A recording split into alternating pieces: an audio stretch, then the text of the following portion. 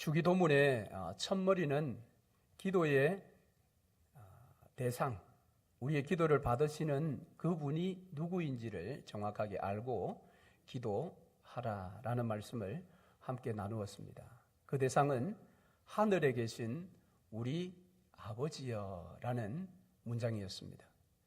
그렇습니다. 저와 여러분이 언제나 기도할 때에 먼저 항상 기억해야 될 것은 내가 지금 누구 앞에 나가서 누구에게 기도하는지를 정확하게 알아야 합니다.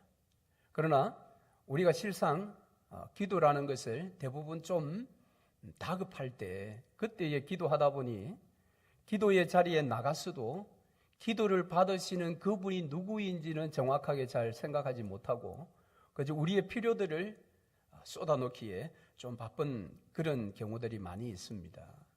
그러나 기도는 우리의 기도를 받으시는 분이 누군지를 정확하게 알고 기도하는 것이 그리스도인의 기도요, 바로 이 주기도문입니다. 세상의 사람들은 기도의 대상이 누구인지 모릅니다. 왜? 관심이 없어요. 관심이 없어요. 그리고 그들이 생각하는 것은 세상 모든 만물에는 다 신이 있으니 어떤 신이라도 좋다라는 겁니다.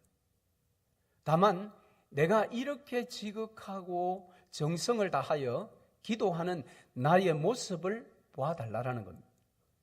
그리고 내 지극 정성에 감동이 되어 응답해달라.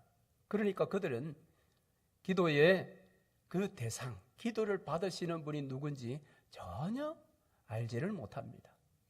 그리고 더 정성을 다할 뿐입니다. 그러나 저와 여러분이 드리는 기도는 다른 것입니다.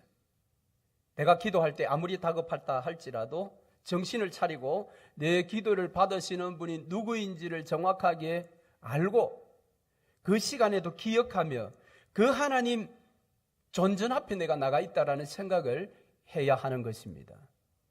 그 자리가 예배당 이 앞자리든 여러분 앉아 계시는 자리든 여러분의 집이든 골방이든 어떤 자리에서든지 그때에 내가 하나님 앞에 나간다.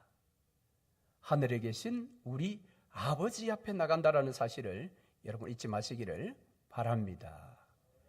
이제 본격적으로 그 기도를 시작할 때에 우리는 지난주 크게 두 가지의 큰 청원이 있다라고 함께 배웠습니다. 하나님에 대한 세 가지, 그리고 우리 자신들에 대한 세 가지. 자, 하나님에 대한 세 가지 중에 오늘 첫 번째 말씀을 함께 생각해 보고자 합니다. 그것은 하나님의 이름이 거룩히 여김을 받으시오며 라고 기도하라고 주님께서 가르쳐 주셨습니다. 자, 먼저 우리가 기도할 때에 기억해야 될 것은 우리의 기도를 받으시는 하나님에 대한 기도입니다. 우리가 사람과 사람의 만남에서도 이것은 굉장히 중요합니다. 내가 누군가를 만나서 도움을 받거나 그에게 필요한 것을 내가 요청하려고 할 때에 먼저 만났을 때에 그 사람을 배려함이 필요합니다. 그렇지 않고 그 사람을 만났을 때에 나의 원함만 이야기를 일방적으로 한다면 결코 그것은 얻을 수가 없을 것입니다. 그래서 사람들은 만나면 먼저 그 사람에 대한 배려를 합니다. 그리고 찬스를 보아서 내가 무엇이 필요하다라는 것을 이야기를 후회하게 되는 것입니다. 그런데 이런 인간관계 속에서의 어떤 원리가 이 기도에는 종종 놓칠 때가 많습니다. 그것은 이해할 만도 하지요. 우리가 워낙 평소에는 잘 기도하지 않다가 좀 다급하거나 어떤 강력한 필요가 있을 때에 급하게 하나님 앞에 나가다 보니까 그럴 수 있다고 생각할 수 있지만 이제 주기도문을 제대로 아는 자들은 그렇게 하지 말아야 합니다. 아무리 내가 다급해도 먼저 하나님을 생각해야 하고 하나님에 대한 기도를 먼저 올려야 합니다. 그 첫 번째가 당신의 이름이 거룩히 여김을 받으시오며. 자, 여기에 하나님의 이름이 등장합니다. 여러분, 하나님께 이름이 있습니까? 없습니까? 하나님께. 목사님, 하나님 이름이 하나님이지 뭐죠? 하나님께 과연 이름이 있는가? 이 이름이라는 것은 사물이나 어떤 사람들을 규정하는 것입니다. 이것이 컵이라고 우리가 이름을 붙였을 때에 이 물체는 컵으로 규정이 되는 겁니다. 정해지는 것입니다. 김춘수 씨의 그 꽃이라는 시를 보면 그런 문장이 있지요. 내가 그의 이름을 꽃이라 불렀을 때 그가 나에게 와서 꽃이 되었다라고 이야기를 합니다. 그러니까 우리가 어떤 사물이나 사람에 대해서 이름을 딱 붙이면 그 이름이 규정이 되고 그 이름이 나에게 경험이 되는 것입니다. 자, 그런데 그렇다면 이 이름을 붙이기 위해서 필요한 것이 무엇입니까? 말이죠. 언어지요. 그 말이나 언어를 사용해서 우리는 이름을 붙입니다. 예를 들면 별명. 여러분 혹시 별명들을 가지고 계세요? 자기가 좋아하는 별명도 아마 있을 것이고 매우 싫어하는 별명도 있을 것입니다. 저도 어릴 적에 경남 밀양에 살 때 별명이 있었습니다. 초등학교 1학년, 2학년 그때 별명이 있었는데요. 그 별명은 제가 너무 싫어하는 별명이었습니다. 무엇이겠습니까? 네, 소눈깔이라는 별명이었습니다. 제가 지금 안경을 껴서 눈이 작아 보이지요? 벗으면 눈이 굉장히 큽니다. 눈이 커서 슬픈 그런 사람입니다. 동네 아이들이 그 소눈깔이라는 별명을 붙여주어서 너무 듣기 싫었습니다. 저의 속마음을 아시고 아버님께서 초등학교 5학년 때 부산으로 다 이주를 해갔습니다. 예. 우리가 어떤 그 이름을 붙이기 위해서 그 단어가 필요하지요. 말씀. 그런데 하나님은 요한복음 1장에 보면 그분이 말씀이라고 하십니다. 그분이 말씀이라고 하세요. 그러니까 그분은 이름이 없습니다. 이름을 붙일 수가 없어요. 왜? 이름을 붙일 때 사용되는 그런 말씀이 그분이라고 하시니. 우리가 하나님의 이름 그러면 얼른 기억하는 성경 이야기는 출애굽기에 나오는 모세의 소명시에 하나님께서 가르쳐 주셨던 어떤 이야기를 알고 계실 것입니다. 모세가 이제 하나님의 부르심을 받고 이제 애굽으로 가라는 소명을 받습니다. 그때의 모세가 묻습니다. 하나님, 그럼 내가 우리 동족에게 갔을 때 그들이 묻기를 너를 보낸 하나님이 누구냐? 그의 이름이 도대체 뭐냐라고 물을 때 누구라고 대답을 할까요? 라고 물었습니다. 그럴 때 하나님께서 뭐라고 말씀을 하셨습니까? 나는 스스로 있는 자다라고 그렇게 대답을 하셨어요. 자, 그러면 나는 스스로 있는 자다라는 것이 이름입니까? 하나님의?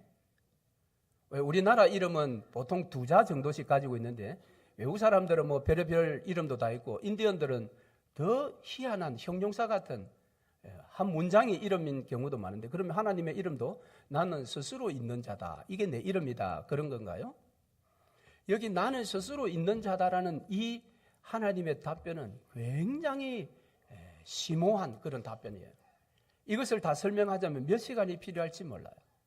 그러나 간단하게 이야기를 하면 하나님의 나는 스스로 있는 자다라는 이 답은 그래 나는 이름을 붙일 수 없는 존재야 라는 답이에요. 나는 나 스스로 존재하는 것이지 누군가가 이름을 붙임으로 그때부터 존재하는 그런 존재가 아니야. 여러분 이해가 되십니까?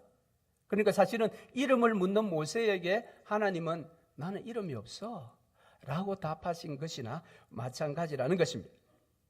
그런데 이름을 붙일 수 없는 존재, 그 하나님에 대하여 예수님께서 하나님의 이름을 거룩히 여김을 받으시오며 라고 기도하라고 하니까 그러면 하나님의 이름을 거룩히 여김을 받으시오며 하는 이 기도가 도대체 뭐냐?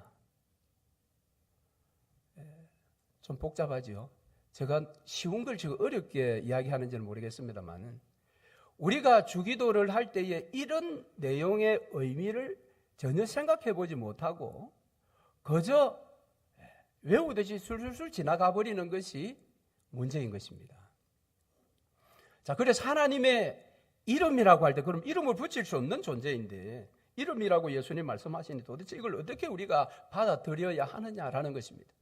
그래서 이 부분에 대해서 여러 가지 책들을 이렇게 보는 중에 주기도란 무엇인가라는 책을 지은 정용섭 목사님이라는 분이 대구에 계신데, 이분의 책에 보니까 이 부분을 해석해 놓은 것을 볼 때 이것이 맞구나라는 그런 생각이 들었습니다. 그래서 여러분들께 소개를 합니다. 이분이 하나님의 이름이라는 것은 우리가 생각하는 그런 어떤 이름이 아니라 바로 하나님의 어떤 구속 행위 그 자체가 이름이다라고 그렇게 이 문장에서 해석을 했습니다.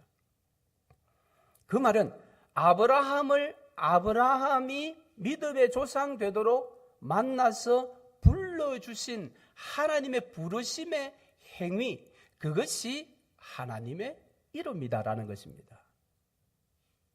그러니까 다윗을 다윗 되도록 이끌어 가시고 간섭하시고 섭리하신 하나님의 그 모든 행하심이 그의 이름이다. 그래서 여기에 하나님의 이름이 거룩히 여김을 받으시오며, 이 말은 하나님께서 행하시는 그 모든 일이 거룩하게 온 세상에 여김을 받으시옵소서라는 기도다라고 그렇게 해석을 했습니다. 이 해석이 저는 참 마음에 와닿았습니다. 그렇습니다. 저와 여러분이 이제 하나님의 이름이 거룩히 여김을 받으시오며 라고 기도하는 그것은 하나님은 오늘도 졸지도 아니하시고 주무시지도 아니하시며 당신의 백성들을 붙드시며 그 가운데 하나님께서 일하심이 계신데, 그 일하심이 그 누가 보고 들어도 그 일은 정말 거룩한 일이야 라는 그런 여김을 받으시도록 우리가 기도해야 한다라는 것입니다. 자, 그러면 과연 하나님의 그 일하심은 우리와 어떤 연관이 있느냐? 즉 하나님의 이름이 거룩히 여김을 받으시는 그것은 나와 도대체 무슨 상관이 있느냐? 우리가 왜 이 문장을 자꾸 놓치느냐 하면, 하나님의 이름이 거룩히 여김을 받으시는 것이 나와는 별로 상관없다라고 생각하기 때문에 이 문장을 우리가 기도할 때에도 아무 생각 없이 그냥 휙 지나가 버리는 것입니다. 자, 이 문장에 대한 구체적인 그런 내용들은 여러분 몇 주 전에 받으신 이 카드를 잘 이용하시기를 바랍니다. 혹시 이 카드를 그날 받지 못하신 분은 저기 뒤에 비치해 두었습니다.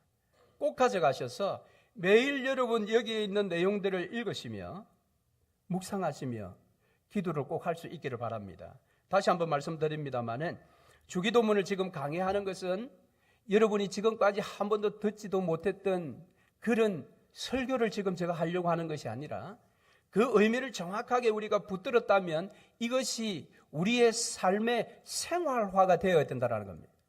그것이 주기도문 운동입니다. 그래서 이 글에 제작하신 우리 여집사님께 무브먼트를 하나 다시 붙이라고 했습니다. 주기도문 운동을 하자라는 것입니다. 종교개혁자 마틴 루터가 하루에 3번 주기도문을 가지고 기도했던 그의 삶을 본받아서 우리도 그 주기도문의 세계 속에 들어가 보자라는 것입니다. 그 속에서 기도의 그 깊이와 넓이와 높이와 그 기도의 세계의 엄청난 것을 가장 간단하게 우리가 외우고 있는 주기도문을 통해서 경험하며 매일 삶에 누리자라는 것입니다. 자, 그러면 하나님의 이름이 거룩히 여김을 받으시는 것이 우리와 무슨 상관이 있느냐, 직접적인. 자, 그래서 여러분 시편 8편을 한번 보겠습니다. 구약 시편 8편을 한번 읽어보겠습니다. 같이 한번 8편을 한번 읽어보겠습니다.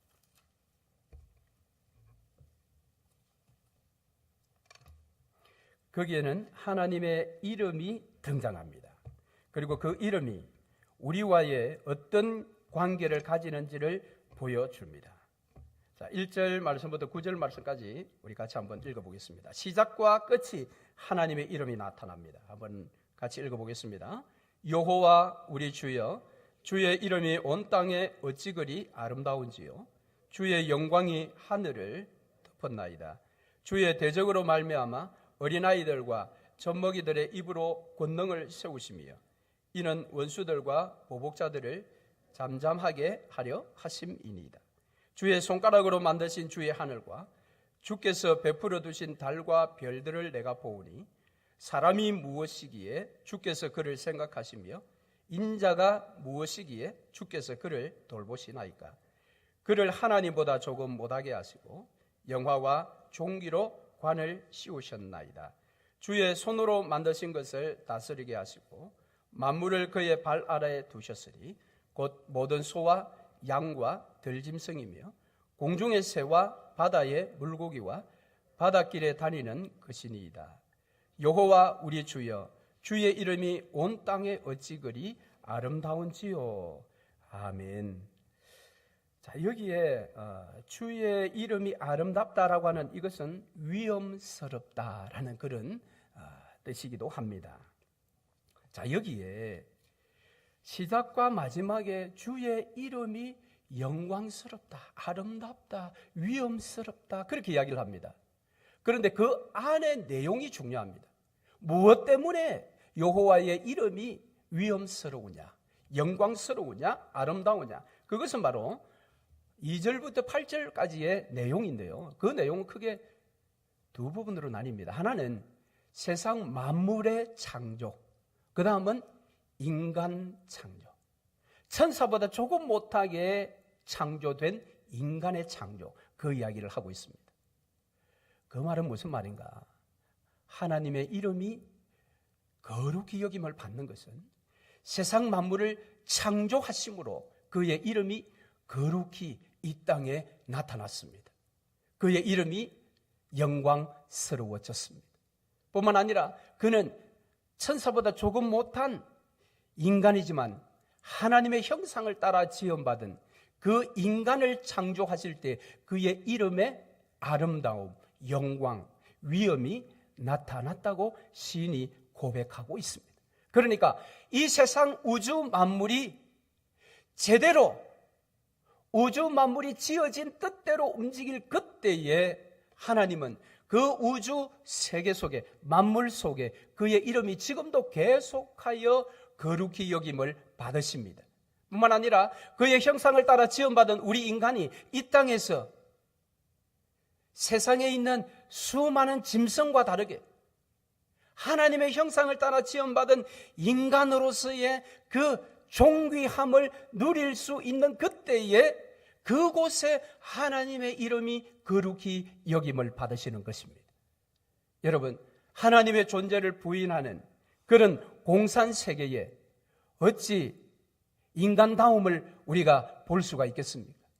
어찌 그 공산세계 속에 인간의 존엄성을 주장할 수가 있겠습니까? 왜?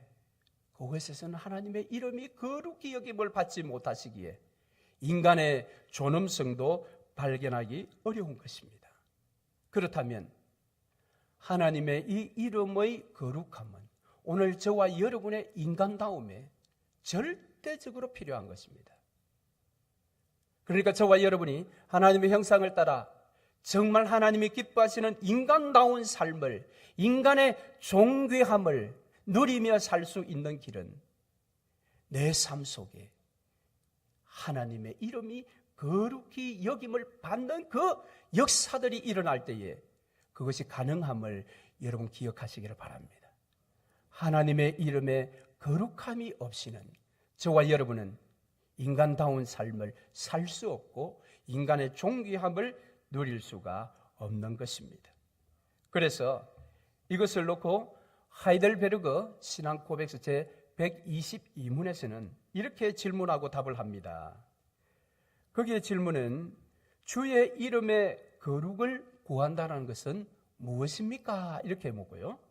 답에 있어서 주님께서 자신의 이름을 위하여 우리의 모든 삶을 지도하시고 우리의 생각과 말과 행동을 주장해 달라는 기도다 그랬습니다.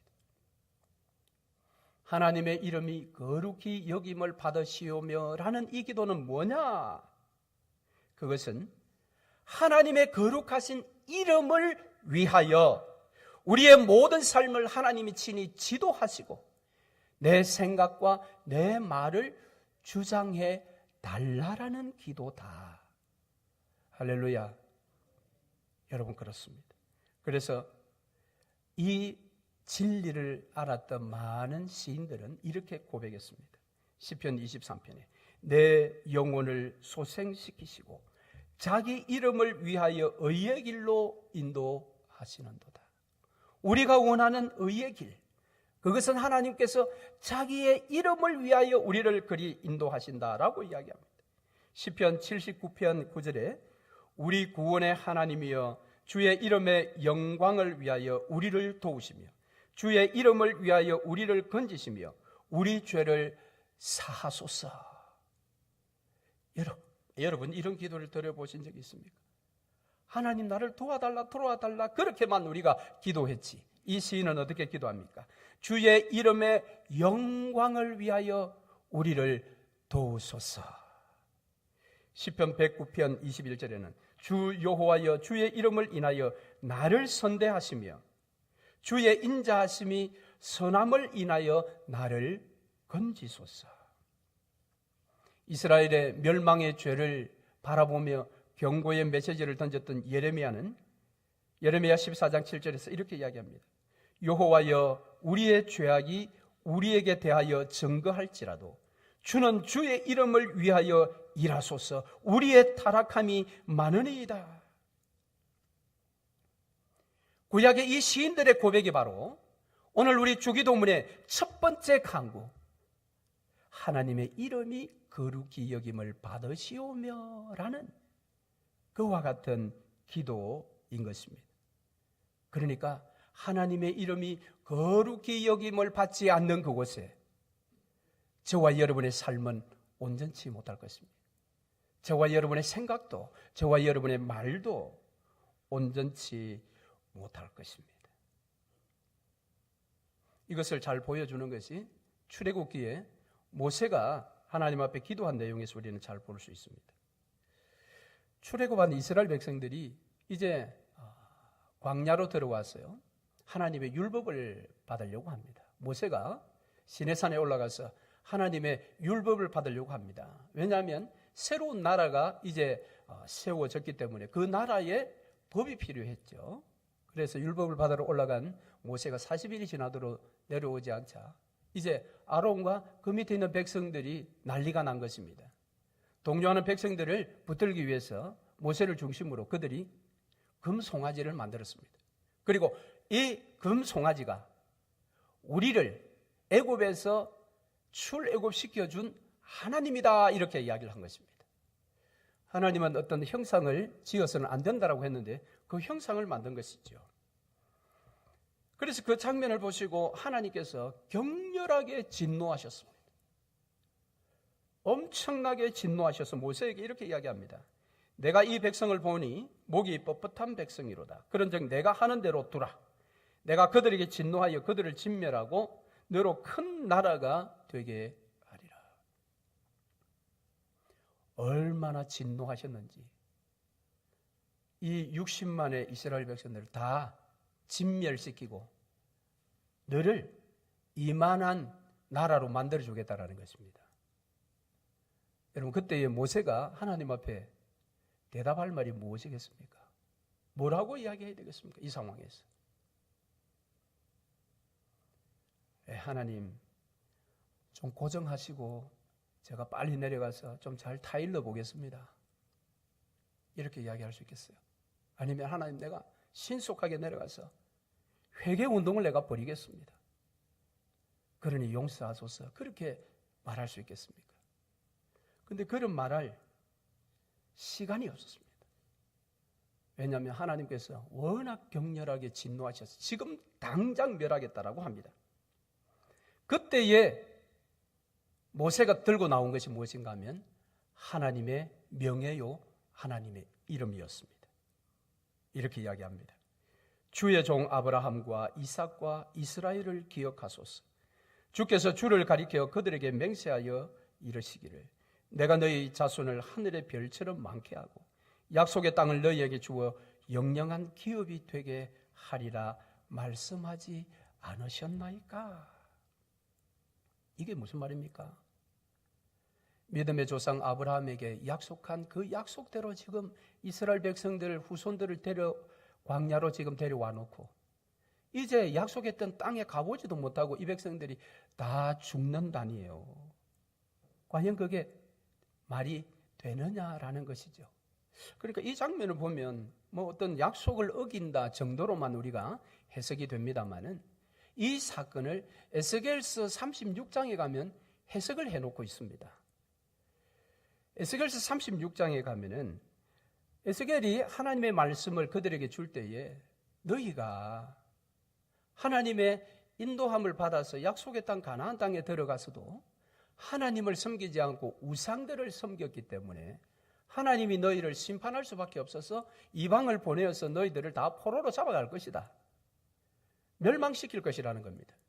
그 장면을 이제 메시지로 전할 때에 에스겔서 36장 20절 말씀에 하나님께서 그 일로 인해서 내 이름이 열방 가운데 조롱거리가 되었다라고 합니다. 이렇게 말씀하십니다. 그들의 이른바 그 열국에서 내 거룩한 이름이 그들로 인하여 더러워졌나니 곧 사람들이 그들을 가리켜 이르기를 이들은 여호와의 백성이라도 여호와의 땅에서 떠난 자라 하였습니다. 무엇입니까?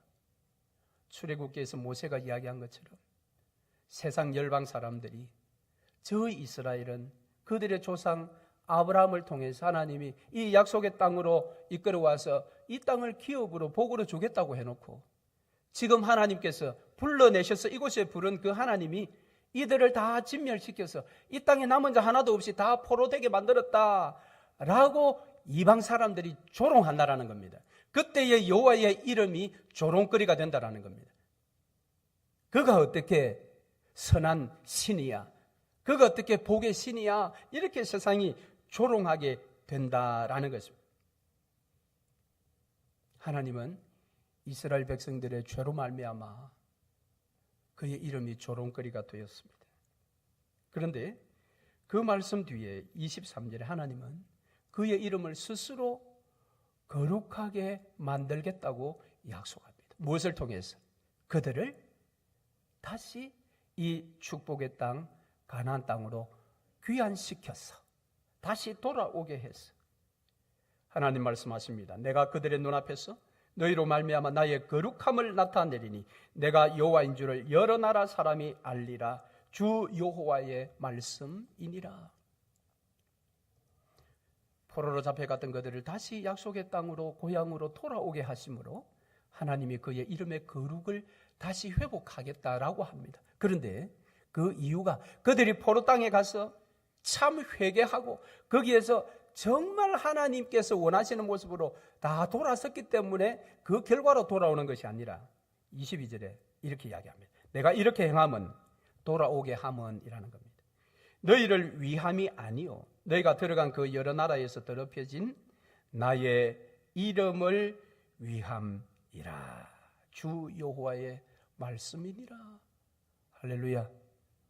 하나님은 당신의 이름의 거룩함을 위해서 당신의 백성들을 애굽의 바벨론 땅에서 다시 약속의 땅으로 돌이켜 주셨습니다. 그러니까 하나님의 이름의 거룩함은 믿는 자들의 삶과 완전히 직결되어 있습니다.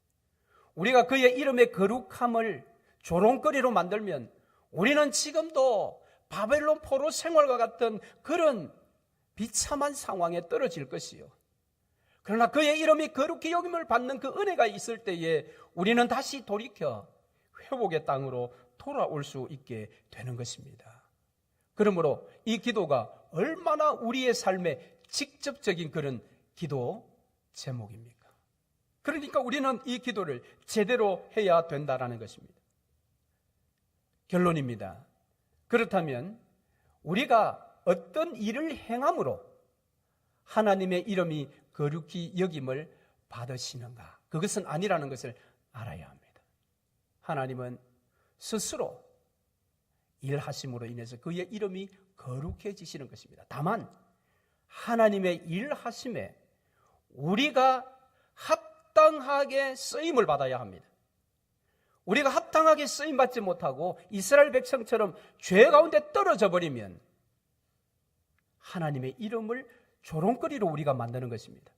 그러나 우리가 하나님께서 그의 이름을 거룩히 여기시는 그 놀라운 일을 할 만한 그런 깨끗한 그릇이 되어 있다면 우리의 삶 가운데 하나님 역사하셔서 그 일을 통하여 하나님은 스스로 그의 이름을 거룩해 만들어 가실 것입니다. 그러므로 성도 여러분, 내가 어떤 큰 성과를 내어서 하나님의 이름을 거룩히 여기는 것이 아니라 내가 하나님께서 지금 이 시대에 일하시고자 할 때에 그 일을 하기에 합당한 자로 내가 말씀과 기도 가운데 깨끗하고 순종한 마음으로 서 있다면 하나님은 나를 통하여 위대한 일을 이루어가면서 그의 이름이 거룩히 여김을 받으실 것입니다. 그러므로 이 세상 가운데, 우리 교회 가운데, 우리 가정 가운데, 내 삶 가운데 하나님이 하나님 되시는 일을 하시도록 말씀과 기도로 준비하십시다. 그리고 그 일이 우리에게 일어날 때에 하나님께 크신 이름의 영광이 돌려지시기를 주의 이름으로 축원합니다. 아멘.